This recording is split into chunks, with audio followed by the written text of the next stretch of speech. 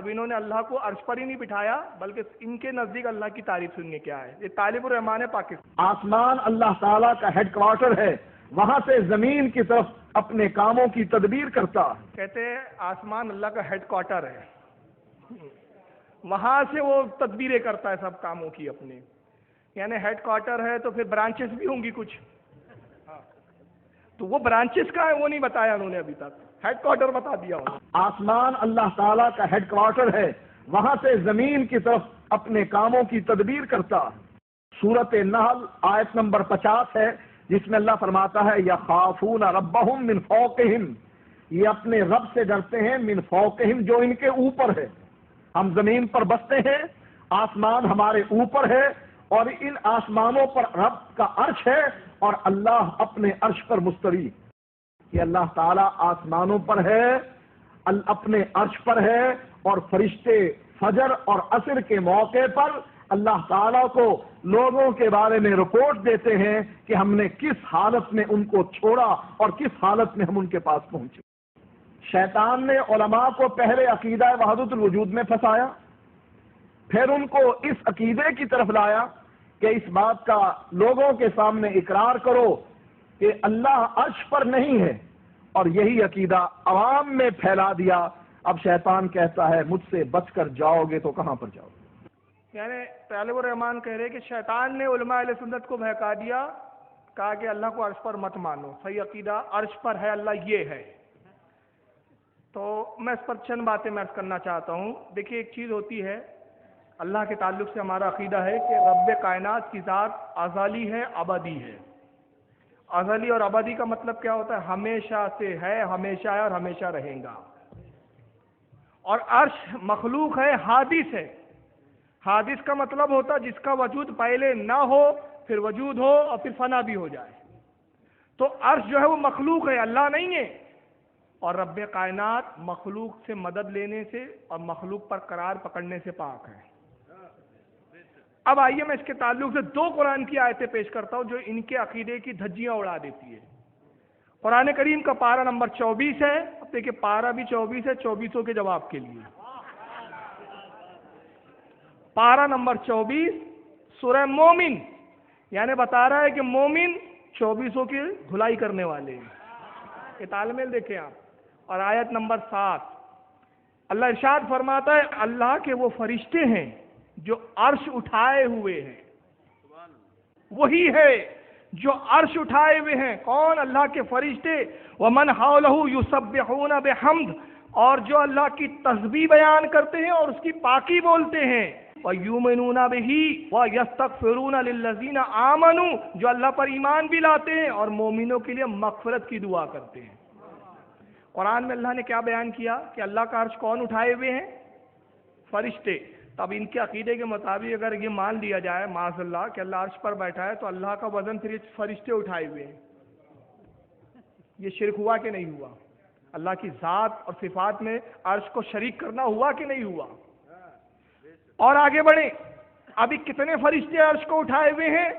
اس کی رہنمائی ہم کو تفاسیر اور حدیث کرتی ہے کہ ابھی عرش کو اللہ کے 4 فرشتے اٹھائے ہوئے ہیں.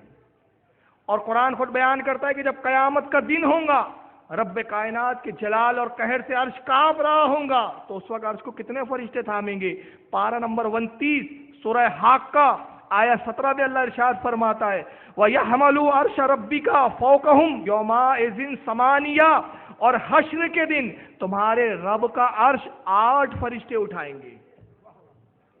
کتنے فرشتے اٹھائیں گے؟ 8. تو مطلب کیا معاذ اللہ بقول ان کے عقیدے کے اگر اللہ عرش پر بیٹھا ہے تو اس دن اللہ کا وزن بڑھ جائے گا کہ اس کو 8 فرشتے لگیں گے عرش کو اٹھانے کے لیے؟ تو یہ آیت کریمہ 2 آیتیں کافی ہے سمجھنے کے لیے کہ معاذ اللہ ہمارا رب عرش پر بیٹھنے سے پاک ہے، عرش پر چلنے سے پاک ہے، عرش پر قائم ہونے سے پاک ہے. وہ اس کے ذات میں کوئی تغیر آئے وہ اس سے پاک ہے.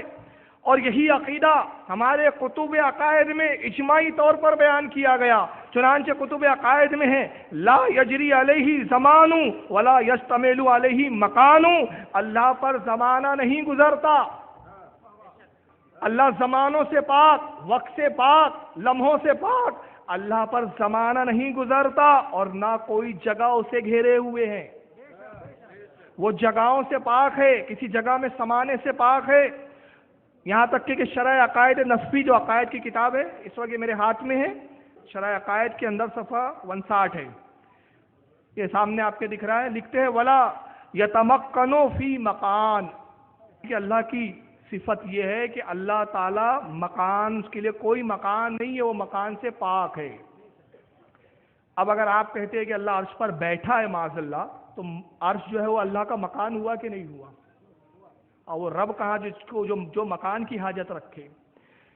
اسی طرح یہ حضرت امام جلال الدین سیوطی کی کتاب ہے میرے ہاتھ میں، اس کا نام ہے الاتقان، الاتقان فی علوم القرآن، یہ امام جلال الدین سیوطی کی کتاب ہے، اس کی جلد نمبر 2 ہے اور صفحہ نمبر 8 ہے۔ حضرت امام جلال الدین سیوطی نقل کرتے ہیں خرج ابو القاسم اللقائی فی السنہ من طریق قرہ بن خالد ان الحسن ان امی ہے ان ام سلمۃ فی قولہ تعالی الرحمن علی العرش استوى، وہ روایت کرتے ہیں کہ حضرت امام ابو قاسم نے اس کی تخریج کی، اخراج کیا اپنی سنت میں، اور حضرت قرہ بن خالد کے طریق سے وہ روایت کرتے حضرت حسن سے، وہ اپنی والدہ سے، اور وہ روایت کرتی حضرت ام المومنین ام سلمہ سے، یہ سرکار کی زوجے ہیں اور ام المومنین مومنوں کی ماں ہے۔ وہ اللہ کے قول جو اللہ نے قرآن میں ارشاد فرمایا الرحمن علی العرش استوى، استوا فرمایا اللہ نے جیسا اس کی شان کے لائق ہے، اس کے بارے میں کہتی قالت، وہ فرماتی ہے الکیف غیر معقول والاستواء غیر مجہول والاقرار به من الایمان والجحود به کفر، وہ کہتی ہے اس کی کیفیت غیر معقول ہے، عقل سے پرے ہیں، عقل میں سمجھ میں نہیں آتی، اور استوا مجہول ہے، اللہ کے علاوہ کوئی نہیں جانتا کہ یہاں استوا سے کیا مراد ہے، والاقرار به من الایمان، اور وہ فرماتی ہیں کہ اس بات پر جو اللہ نے فرمایا ثم استوى علی العرش، قرآن کی اس آیت پر ہم ایمان رکھتے ہیں، والجحود به کفر، اور اس میں قریت کرنا اور اس پر یہ اعتقاد کرنا کہ وہ عرش پر بیٹھا ہے، ہم اس کو کفر جانتے ہیں، یہ عقیدہ کفر ہے۔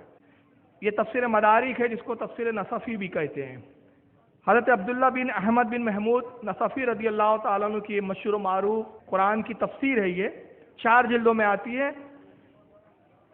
اس کا صفحہ نمبر 48 اور سورہ طہ کی تفسیر میں، اسی آیت کی تفسیر میں الرحمن استوى علی العرش کے اندر وہ فرماتے ہیں، وہ کہتے ہیں والمذہب قول علی رضی اللہ تعالیٰ عنہ، کہتے ہیں مذہب وہ ہے، قابل قبول مذہب وہ ہے جو حضرت مولا کائنات حضرت علی نے فرمایا، کہ وہ فرماتے ہیں الاستواء غیر مجہول والکیف غیر معقول والایمان به واجب والسوال عنہ بدعت لانہ تعالی کان ولا مکان فہو علی ما کان قبل الخلق المکان۔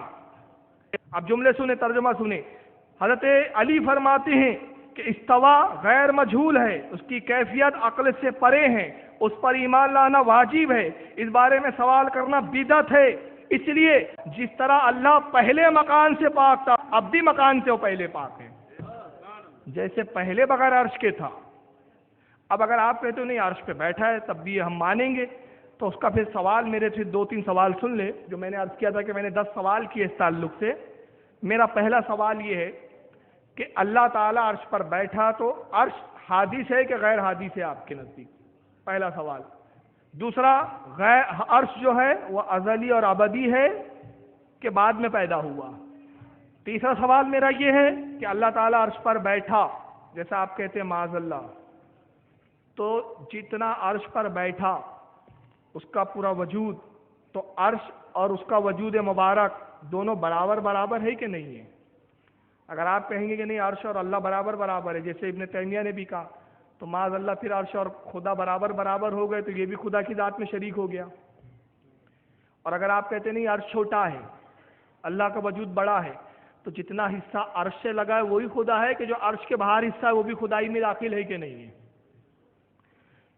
پھر چوتھا سوال یہ ہے کہ اللہ، آپ کہتے ہیں اللہ عرش پر بیٹھا، تو اس کو بیٹھنے کی ضرورت کیوں پیش آئی؟ جیسے ازل سے تھا ویسا کیوں نہیں رہا؟ بیٹھا کیوں؟ جیسے پہلے تھا ویسا کیوں نہیں رہا؟ اور اگر آپ کہتے نہیں پہلے سے ہی عرش پہ بیٹھا ہے تو عرش بھی ازلی ہوا، یہ بھی عقیدہ کفر ہے۔ پھر میں ایک سوال اور کرتا ہوں، پانچواں، کہ اللہ عرش پر بیٹھا آپ کے عقیدے کے مطابق، تو عرش سے اتر سکتا ہے کہ نہیں اتر سکتا؟ تو آپ کہیں گے نہیں اتر سکتا، تو میں کہوں گا خدا عاجز ہے، مجبور ہے کہ اتر نہیں سکتا، اور جو مجبور ہے وہ خدا نہیں۔ اور پھر آپ کہیں نہیں اتر سکتا ہے، قادر ہے، تو میں کہوں گا جو اتر جائے اس کی ذات میں تغیر آ گیا، جس کی ذات میں تغیر آ جائے وہ خدا نہیں۔ تو اگلوں گے بھی تو پھنسوں گے، نگلوں گے بھی تو پھنسوں گے۔ یہ میں نے 5 سوال سنا ہے، 10 سوال آپ اس سٹی میں سننا۔ آپ کو بڑا تعجب ہوگا، یہ صرف اللہ کے عرش پر بیٹھنے کے قائل نہیں ہے، بلکہ اللہ کے جسم کے بھی قائل ہے۔ الزام یہ ہم پر لگاتے ہیں کہ سنی لوگ جو ہے وہ شرک میں مبتلا ہے۔ ان کا شرک دیکھیں آپ کتنا بڑا ہے، یہ اللہ کا جسم بھی مانتے ہیں، اور اللہ کے جسم کے تعلق سے ایک فرقہ تھا بہت پہلے جس کا پیشوا جعد بن درہم تھا۔ جعد بن درہم ایک پہلا شخص ہے جس نے عقیدہ قائم کیا تھا کہ معاذ اللہ، اللہ کے ہاتھ بھی ہے، پیر بھی ہے، ہونٹ بھی ہے، کان بھی ہے، منہ بھی ہے، آنکھ بھی ہے، پورا جسم ہے اس کا۔ اس زمانے میں علماء نے اس کو واجب القتل کہا، اس سے فتوے لگائے، مگر اسی عقیدے کو 661 ہجری کے بعد ابن تیمیہ نے دوبارہ اس کو پیدا کیا، اسی نظریے کو زندہ کیا، اور اس نے کہا اللہ تعالیٰ جسم بھی رکھتا ہے معاذ اللہ، اور اس کی پوری ذریت آج تک اللہ کو جسم مانتی ہے، جسم کے قائل مانتی ہے۔ چنانچہ موجودہ جو ان کے بہت بڑے ملا کہلاتے ہیں سعودیہ سے جو تقریریں کرتے ہیں نور ٹی وی پر، وہ اللہ کا جسم بتاتے ہیں۔ آئیے جسم کے تعلق سے ان کا کیا عقیدہ ہے اللہ کے بارے میں، انہی کے جملوں میں سنتے ہیں۔ یہ توصیف الرحمان صاحب سے سنیں۔ مالک کہتا ہے کہ اگر میں تم سے راضی نہ ہوتا تو یہ جنت کیوں دیتا؟ میں تم سے راضی ہوں، مانگو کیا مانگتے ہو؟ وہ کہیں گے اللہ تو نے عطا کرنا ہے اور ہم سے پوچھ رہا ہے مانگو کیا مانگتے ہو؟ تو ہم یہی سوال کرتے ہیں اللہ اپنے چہرے کا ہمیں دیدار کروا دے۔ مالک اپنے سارے نور کے پردوں کو ہٹائے گا، اپنے اولیاء کو اپنا دیدار کروائے گا۔ محمد الرسول اللہ صلی اللہ علیہ وسلم فرماتے ہیں مومن اللہ کے چہرے کا دیدار کریں گے، جنت کی ساری نعمتوں کو بھول جائیں گے۔ جنت کی سب سے بڑی نعمت اللہ عز و جل کے چہرے کا۔ جنت میں ہمارے علماء نے صرف یہ کہا دیدار خداوندی ہوں گا اور بے قیف ہوں گا، اس کی کیفیت ہمیں نہیں معلوم، مگر انہوں نے مطلقاً حکم لگا دیا اللہ چہرہ دکھائیں گا اپنا، اور جنتی چہرے کا دیدار کریں گے اس کا۔ یہ تو توصیف الرحمان تھے۔ آئیے معراج ربانی صاحب کیا کہتے ہیں سعودیہ سے، ذرا اشعری عقیدے کے بارے میں وضاحت فرمائیں۔ اشعری جو عقیدہ ہے نا، اصل میں یہ اشعریہ جو ہیں یہ صفات جو اللہ تبارک تعالیٰ کے کچھ ہیں، یعنی علم ہے، حیات ہے، قدرت ہے، ان کو مانتے ہیں، بصر ہے، سماع ہے نا، اس کو مانتے ہیں، بقیہ صفات کا انکار کرتے ہیں۔ جیسے ہم یہ کہتے ہیں کہ اللہ عرش پر مستوی ہے، وہ اس کا انکار کرتے ہیں۔ اللہ نے فرمایا ہمارے ہاتھ ہیں، ہم مانتے ہیں کہ اللہ کے ہاتھ ہیں، وہ کہتے ہیں نہیں، غلط ہے۔ اللہ رب العزت کے پڈلی ہے، جیسا کہ اللہ تعالیٰ نے فرمایا ہے، تو ہم کہتے ہیں اللہ کے پڈلی ہے۔ اب وہ کیسے ہے کیا ہمیں نہیں معلوم، یہ اللہ کی صفت ہے۔ اللہ تبارک تعالیٰ کے چہرہ ہے، قرآن میں موجود ہے، ہم مانتے ہیں۔ اللہ کے نبی نے جو صفات بتائے ہیں اللہ تعالیٰ اللہ کے بارے میں، اور اللہ نے اپنے بارے میں جو صفات بتائے ہیں، ہم بغیر کسی تعویل اور بغیر کسی تعطیل اور بغیر کسی تشبیہ کے ہم اس کو مانتے ہیں۔ ہم کسی سے تشبیہ، اللہ کے ہاتھ ہے، اللہ ید اللہ وقالت الیہود ید اللہ مغلولہ، یہودیوں نے کہا اللہ کے ہاتھ بدھے ہوئے ہیں، اللہ نے فرمایا بل یداہ مبسوطتان، اللہ کے ہاتھ کھلے ہوئے ہیں۔ اللہ نے فرمایا ہمان، اب یہاں ہاتھ کا مطلب قدرت کرنا، ہاتھ کا مطلب نصرت کرنا، یہ غلط بات ہے۔ تعویل نہ کریں ہم، نہ ہم تشبیہ کریں، تو بغیر تشبیہ اور بغیر تعطیل اور بغیر تحریف اور بغیر تعویل کے ہم اللہ تبارک تعالیٰ کے تمام صفات کے اوپر مانتے ہیں۔ اور جو اشعری ہیں یہ لوگ صرف چند صفات کو مانتے ہیں، بقیہ صفات کی تعویل یا اس کا انکار کرتے ہیں، یہ بھی بدعتی ہیں اور یہ بھی گمراہی فرقوں میں ہیں۔ بہرحال معاذ اللہ استغفر۔ حضرت امام ابو الحسن اشعری عقائد کے امام ہیں بہت بڑے، تو وہ مردود کہتا ہے کہ وہ تو بدعتی تھے، یہ پکا ٹھیکیدار سنی ہے، یہ پکا مسلمان ہے۔ اور کیسا ہے کہ اللہ نے فرمایا، یہودیوں نے کہا اللہ کے ہاتھ بندھے ہوئے ہیں، تو اللہ نے فرمایا اللہ کے ہاتھ کھلے ہوئے، تو بولے ہاتھ ہے تو اللہ کے ہاتھ کھلے تو ہاتھ ہی ہے اس کے، پھر اللہ کی پنڈلی ہے تو پنڈلی بھی ہے۔ اب دیکھیے پنڈلی بھی مان رہے ہیں، چہرہ بھی مان رہے ہیں، ہاتھ بھی مان رہے ہیں، تو ہندوؤں اور ان کے عقیدوں میں فرق کیا رہا؟ پھر وہ بھی مانتے ہیں۔ اب انہوں نے کیا کیا غیر مسلموں نے؟ انہوں نے کہا ہمارے 2 ہے، اب بھگوان ہم سے گریٹ ہونا چاہیے تو 4 کر دو اس کے، ہمارا ایک سر ہے تو بھگوان گریٹ ہونا چاہیے تو 4 منڈے کر دو اس کے. اب انہوں نے بھی ایسی کچھ سوچا ہوں گا, خدا اسی تراشا ہوں گا. تو آپ دیکھیں کہ اللہ کے ہاتھ بھی بتا رہے ہیں, اور آپ چوک جائیں گے, یہ اللہ کے ہاتھ جو ہے ظاہری طور پر مانتے ہیں, اور خود کہہ رہا ہے کہ اللہ کے ہاتھ سے مراد قدرت لینا, یہ تعویل کرنا ضروری نہیں ہے, یہ تعویل کرنا مناسب نہیں ہے. یہاں تک کہ اللہ کے ہاتھ کے تعلق سے جو یہ بیان کرتے ہیں اور جو ان کا تصور ہے کہ اللہ ہاتھ رکھتا ہے, اس تعلق سے کتنا گندا اور بیہودہ نظریہ ان کا, میں کتاب سے آپ کو سناتا ہوں. بڑی مشہور اور ان کی مشہور زبان ہے, ان کے ہاں کی کتاب ہے جس کا نام ہے صراط مستقیم. اس کا صفحہ نمبر 307 ہے, اس کا صفحہ نمبر. اس کتاب کے بارے میں تھوڑا سا بتا دوں. مولانا اسماعیل دہلوی جو غیر مقلدین اور دیوبندی دونوں کے مسلم بزرگ ہیں, اسماعیل دہلوی صاحب کو لے کر اب تک ان میں جھگڑا چل رہا ہے. دیوبندی بولتے یہ ہمارے تھے, اہل حدیث بولتے ہمارے تھے. ہم نے بولے تم دونوں نے آپس میں آدھا آدھا بانٹ لو, یہ ایسے لوگ تو بھی کو مبارک ہو. تو بہرحال یہ اسماعیل دہلوی دیوبندی اور غیر مقلدین دونوں کے نزدیک بہت بڑے علامہ ہیں. انہوں نے اپنے پیر سید رائے بریلی جو ان کے پیر صاحب تھے, ان کی شان میں, ان کی عظمت میں کتاب لکھی جس کا نام ہے صراط مستقیم. اس کتاب میں اپنے پیر کی وہ عظمت بیان کرتے ہوئے صفحہ 307 پر کیا لکھتے ذرا سنیے. یہ ہے ان کی عقیدہ اور ان کی توحید, اور دعویٰ ہے کہ بریلوی لوگ جو ہے وہ توحید سے دور ہے. کہتے آپ نے, یعنی سید رائے بریلی نے, جناب رسالت مآب صلاۃ اللہ و سلامہ علیہ کو خواب میں دیکھا, اور آج جناب صلی اللہ علیہ وسلم نے 3 عدد چھوہارے اپنے ہاتھ مبارک سے آپ کو کھلائے. چھوہارے کہتے کھجوروں کو. اس طرح سے ایک ایک چھوارا اپنے ہاتھ مبارک سے لے کر حضرت سید صاحب کے منہ میں رکھتے تھے. بعد ازاں کہ آپ بیدار ہوئے, اس روائے حقہ کا اثر ظاہر باہر اپنے نفس میں پاتے تھے, اور اسی خواب کی بدولت ابتدائے سلوک نبوت حاصل ہو گیا. کہتے رسول اللہ خواب میں آئے ہمارے پیر صاحب سید رائے بریلی کے خلیل مولانا اسماعیل دہلوی لکھتے ہیں, اور خواب میں رسول اللہ نے ان کو کھجور کھلائی. اس کھجور کھانے کے بعد جب وہ خواب سے بیدار ہوئے تو کھجور کا اثر, اس کی چاشنی موجود تھی ان کے ذہن و فکر میں, ان کے دہن میں, منہ میں, اور اس کھجور کھلانے سے کیا ہوا, ابتدائے سلوک نبوت یعنی نبوت کا ابتدائی درجہ ان کو مل گیا. پھر کہتے ہیں بعد ازاں ایک دن, پھر اس کے بعد ایک دن جناب ولایت مآب حضرت علی کرم اللہ وجہہ اور جناب سید النساء فاطمۃ الزہرا رضی اللہ عنہا کو خواب میں دیکھا. پس جناب علی مرتضیٰ نے آپ کو اپنے ہاتھ مبارک سے غسل دیا اور آپ کے بدن کی خوب اچھی طرح سے شست و شو کی, جس طرح والدین اپنے بیٹوں کو نہلاتے اور شست و شو کرتے ہیں. اور جناب فاطمۃ الزہرا رضی اللہ عنہا نے نہایت عمدہ اور قیمتی لباس اپنے ہاتھ مبارک سے آپ کو پہنایا. پس اس واقعے کے سبب سے کمالات طریق نبوت نہایت جلوہ گر ہوئے. پھر کہتے ہیں خواب میں حضرت علی آئے, پھر خاتون جنت آئی, حضرت علی نے نہلایا دھلایا, حضرت فاطمہ نے بھی نہلایا اس بڈھے کھوسٹ کو, اور نہلا کے پھر کپڑے پہنائے ان کو, اور کپڑے پہنا کے جس طرح بچوں کو ماں باپ کرتے شفقت سے نہلاتے ہیں اور شست و شو کرتے یعنی پیشاب پاخانہ دھلاتے, ویسے ان کا بھی پیشاب پاخانہ دھلایا. معاذ اللہ استغفر اللہ. اس سے پھر کیا ہوا, کہتے ہیں کہ کمالات طریق نبوت کا اور کمال ان پر ظاہر ہو گیا, اور اجتباع ازلی جو کہ ازل الازال میں پوشیدہ تھی منصع ظہور پر جلوہ گر ہوئی, اور عنایت رحمانی اور تربیت ربانی بلا واسطہ آپ کے حال کے متکفل ہوئی.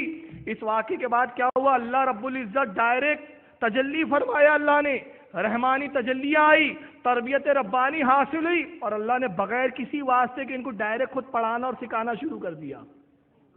یعنی رسول کے لیے بھی تو جبریل آتے تھے وہی لے کر, یہاں سب ڈائریکٹ معاملہ چل رہا ہے. اور پائے در پائے معاملات اور بے شمار واقعات وقوع میں آئے, یہاں تک, اب یہاں سے سنیے, یہاں تک کہ ایک دن حضرت حق یعنی اللہ تعالیٰ نے جل وعلا نے آپ کا داہنا ہاتھ خاص اپنے دستے قدرت میں پکڑ لیا. سید رائے بریلی کا ہاتھ اللہ نے کیا کیا, داہنا ہاتھ اپنے ہاتھ میں لے لیا اللہ نے, اور کوئی چیز امور قدسیہ سے جو کہ نہایت رفیع اور بدی تھی یعنی جو بہت لمبی چوڑی تھی, آپ کے سامنے کر کے فرمایا ہم نے تجھے ایسی چیز عنایت کی ہے اور چیزیں بھی عطا کریں گے. تا آ کے ایک شخص نے آپ کے پاس حاضر ہو کر بیعت کی درخواست کی.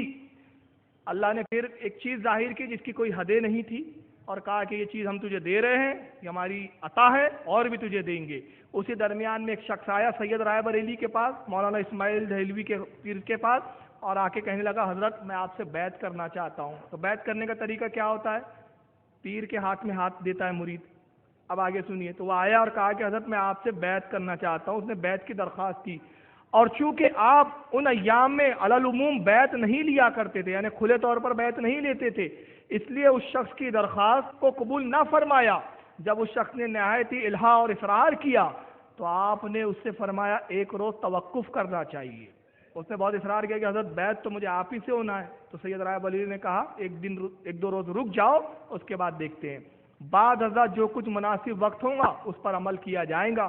پھر آپ اجازت اور استفسار کے لیے جناب حق میں متوجہ ہوئے، پھر اللہ کی بارگاہ میں متوجہ ہوئے اجازت کے لیے، اور عرض کیا کہ بندگان درگاہ سے ایک بندہ اس امر کی درخواست کرتا ہے کہ مجھ سے بیعت کرے، اور آپ نے میرا ہاتھ پکڑا ہوا ہے۔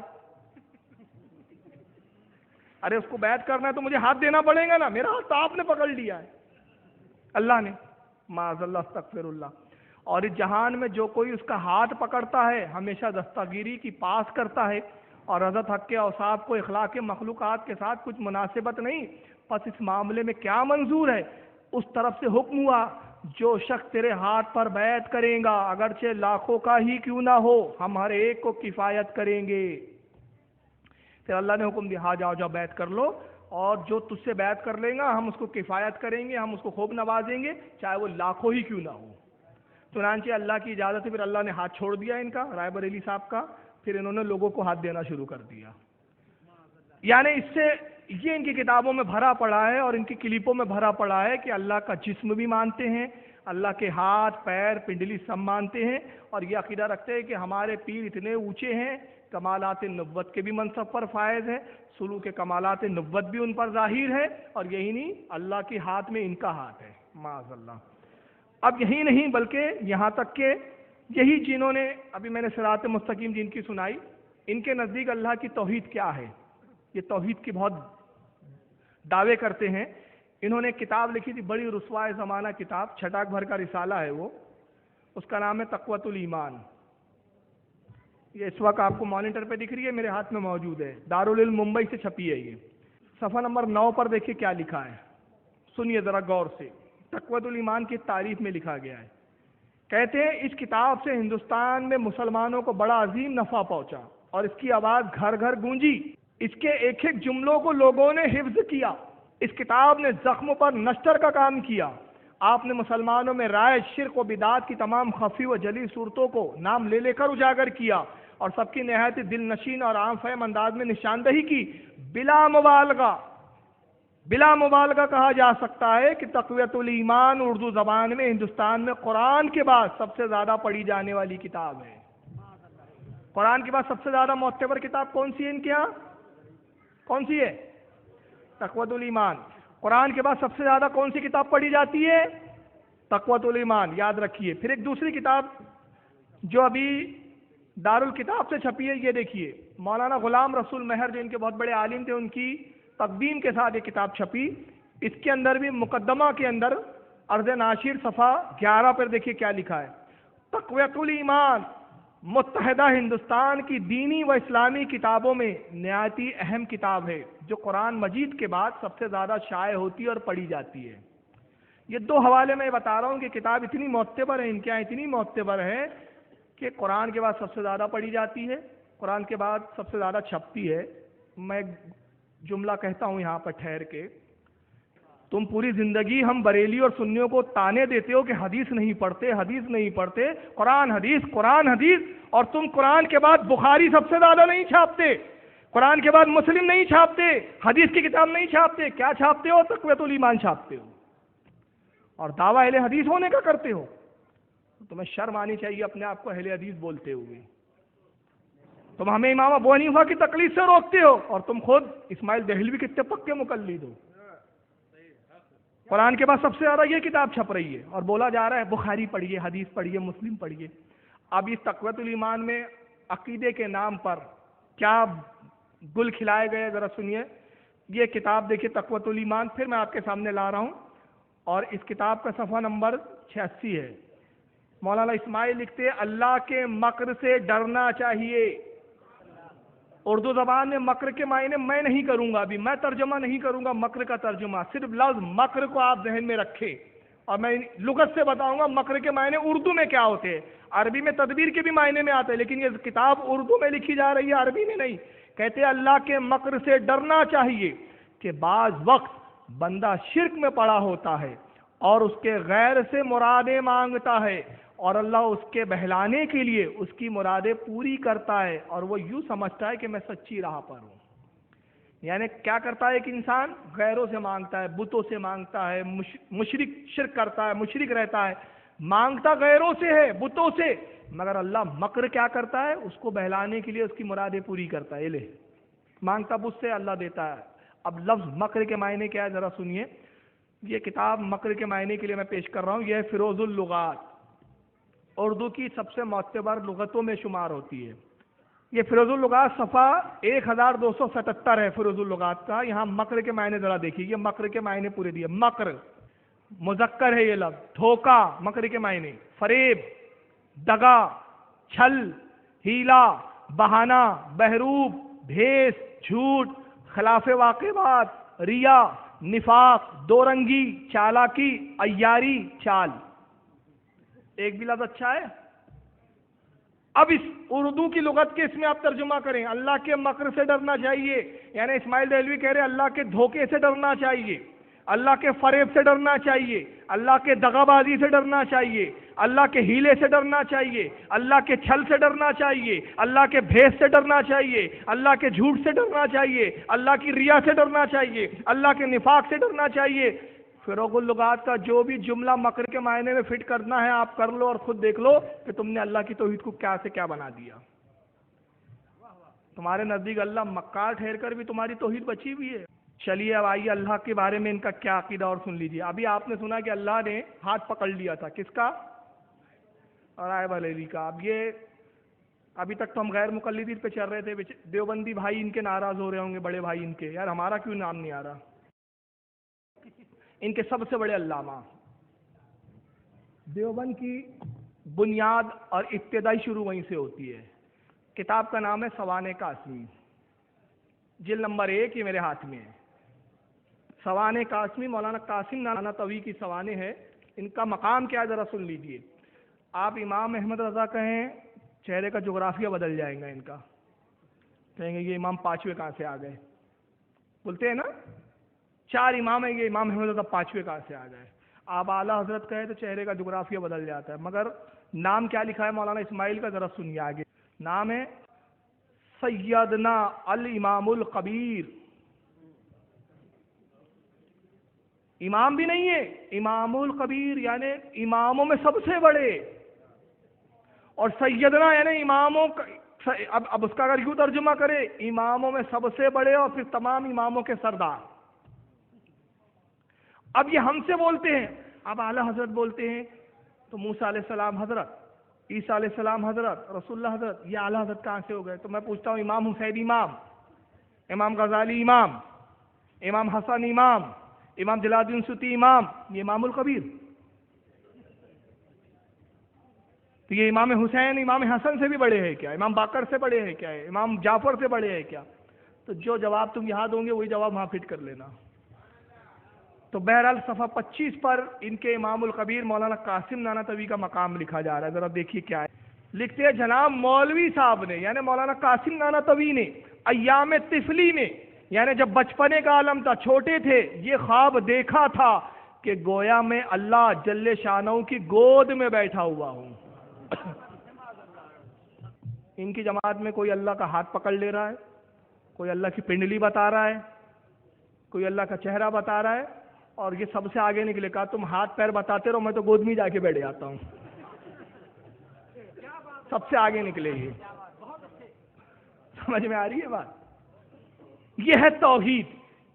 اس ٹاپک میں گھنٹوں اور کئی دن بول سکتا ہوں. یہ آئینہ ہے، ان کو دکھایا جا رہا ہے آج. بہت تم نے لوگوں کو شرک کیا. اپنے گھر میں اپنے گریبان میں جھانک کر دیکھ لو پہلے.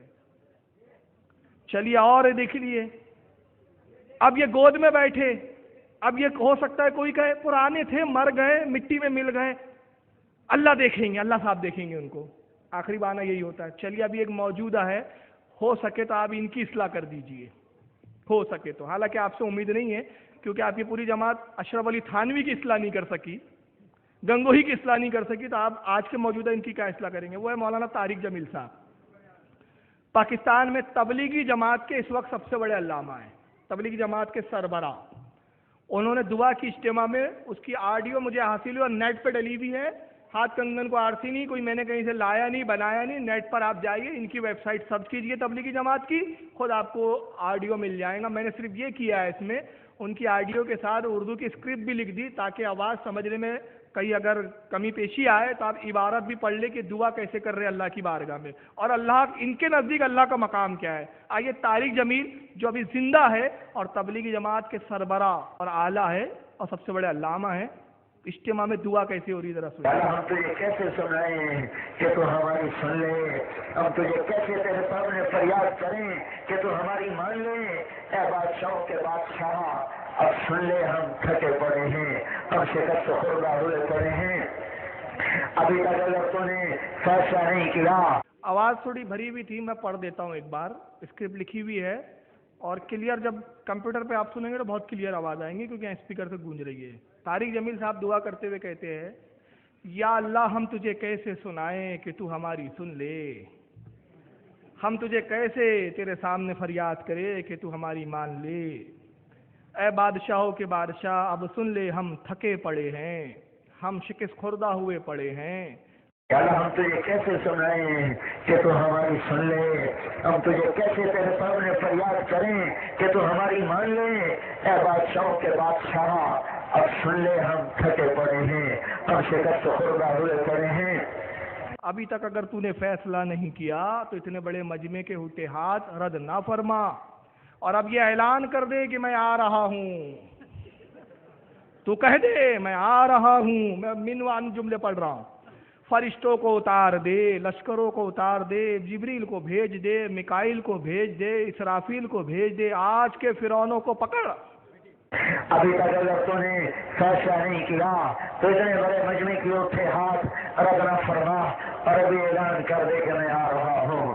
تو کہہ دے میں آ رہا ہوں. فرشتوں کو اتار دے، لشکروں کو اتار دے، جبریل کو بھیج دے، میکائیل کو بھیج دے، اسرافیل کو بھیج دے، آج کے فرعونوں کو پکڑ.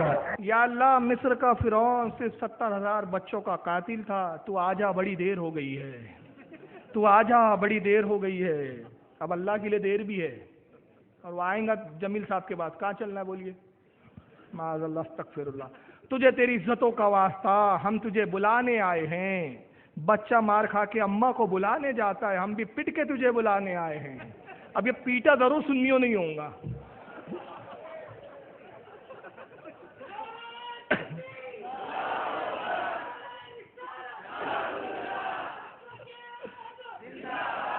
تو یہ پٹ کے بلانے آئے ہیں. اور احمد رضا نے تو ایسا پیٹا، یہ رضا کے نیزے کی مار ہے کہ عدو کے سینے میں غار ہے، کسے چارہ جوئی کا وار ہے. یہ وار وار کے پار ہے، یہ رضا کا مار کی مار.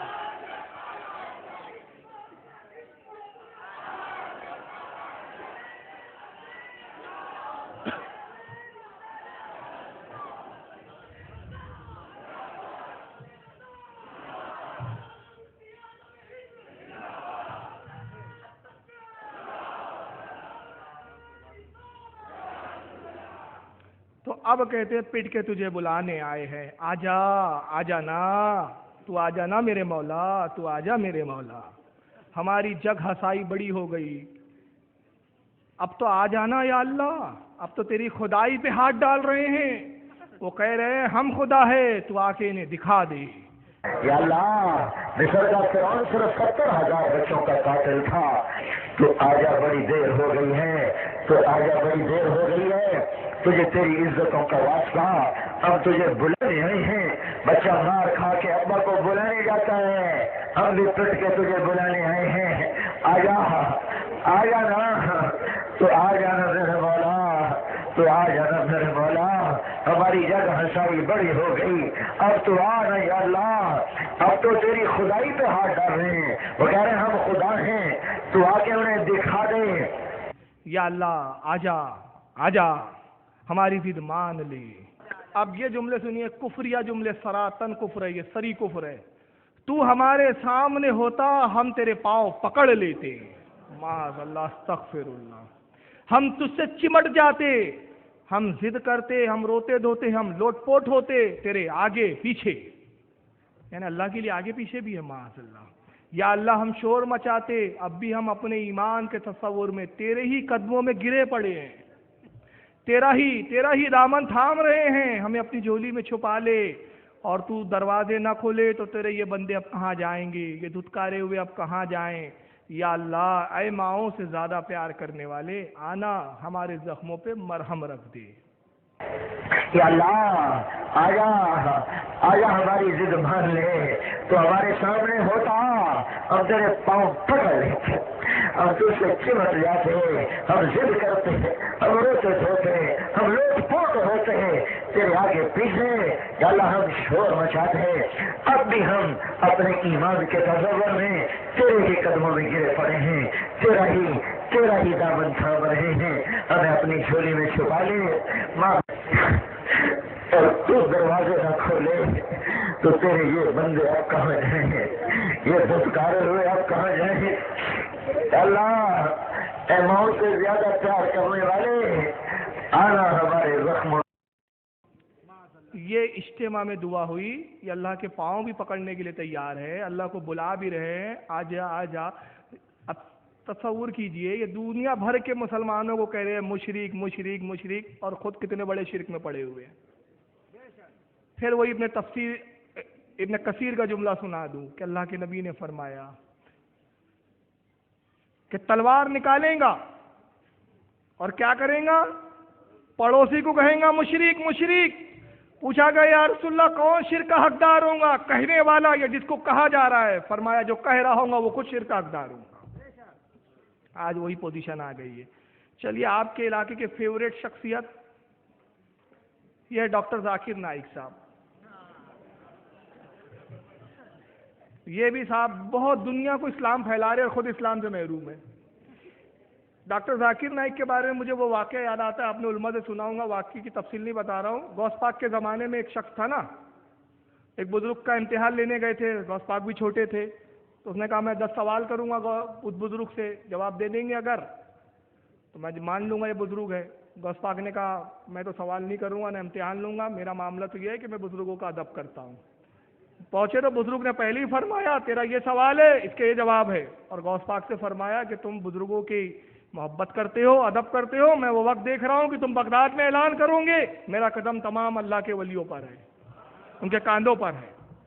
یہ واقعہ سنا ہے نا؟ اس کا جو حصہ ایک تھا وہ یہ تھا کہ جنہوں نے سوال کیا تھا اس کے بارے میں اس بزرگ نے پیشن گوئی کی تھی تو اسلام کا بہت بڑا مبلغ بنے گا، تو عیسائیوں کو اسلام کی طرف لائیں گا، سینکڑوں عیسائی تیرے مناظروں میں ہار کر شکست کھا کر اسلام قبول کر لیں گے، مگر تیری اپنی موت کفر پر ہوں گی۔ ذاکر نائک کے بارے میں بھی وہی فیصلہ ہے ہمارا۔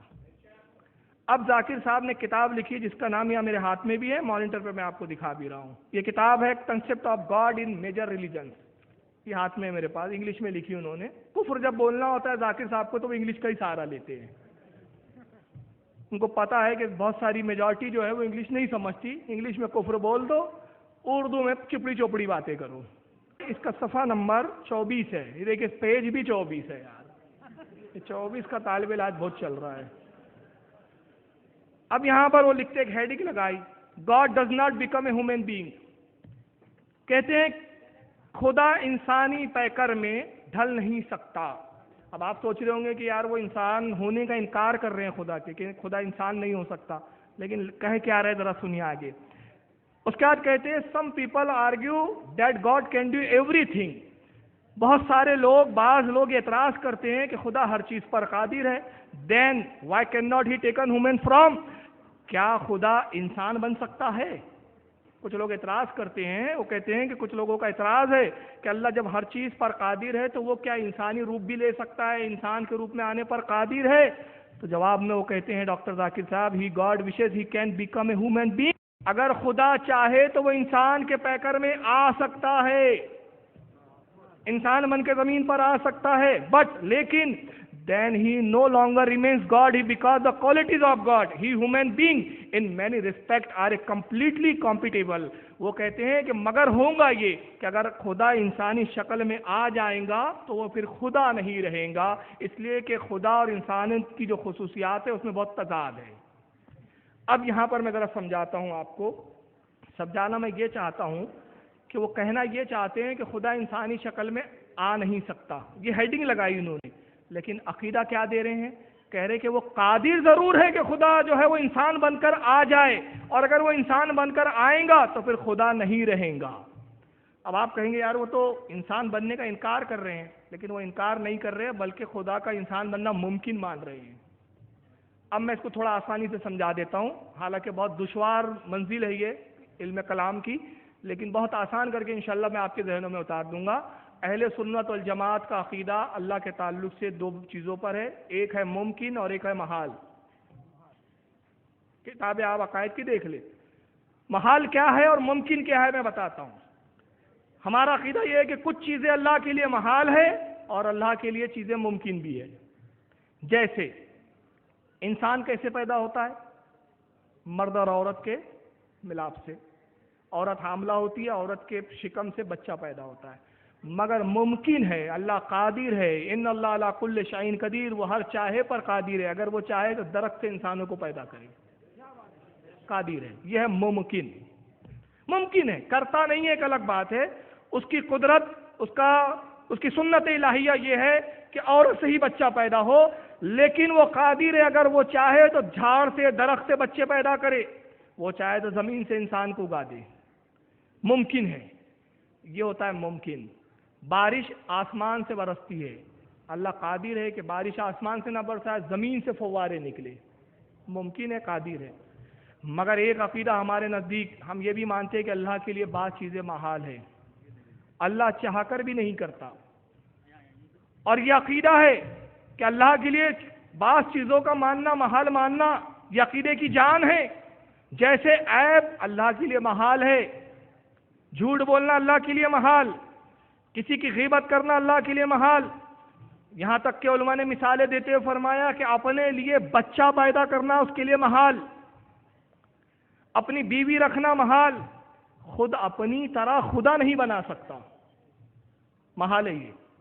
اگر کوئی بیوقوف کھڑے اور کہے کہ اللہ ہر چیز پر قادر ہے تو اللہ کیا اپنی طرح خدا نہیں بنا سکتا, تو کہا جائے گا نہیں, عقیدہ یہ ہے کہ یہ اس کے لیے محال ہے, اس کی ذات کے لیے محال ہے کہ وہ اپنی طرح خدا نہیں بنا سکتا, اپنی بیوی نہیں بناتا, اپنا کسی کو بچہ نہیں بناتا. وہ بچہ جننے سے پاک, یہ محال ہے. اس کو نیند آئے, یہ محال ہے. وہ سو جائے, محال ہے. وہ کمزور ہو جائے, یہ محال ہے. جتنے عیوب ہے اللہ کے لیے سب محال ہے. تو اسی طرح انسان بن کر آنا یہ بھی محال ہے, مگر ڈاکٹر ذاکر صاحب اس کو ممکن مانتے ہیں, اور محال کو ممکن ماننا یہ خود کفر ہے. اسی کتاب کے صفحے 25 پر ڈاکٹر صاحب نے پھر ایک اور عبارت لکھی, وہی کتاب ہے concept of God in major Islam, صفحہ 25.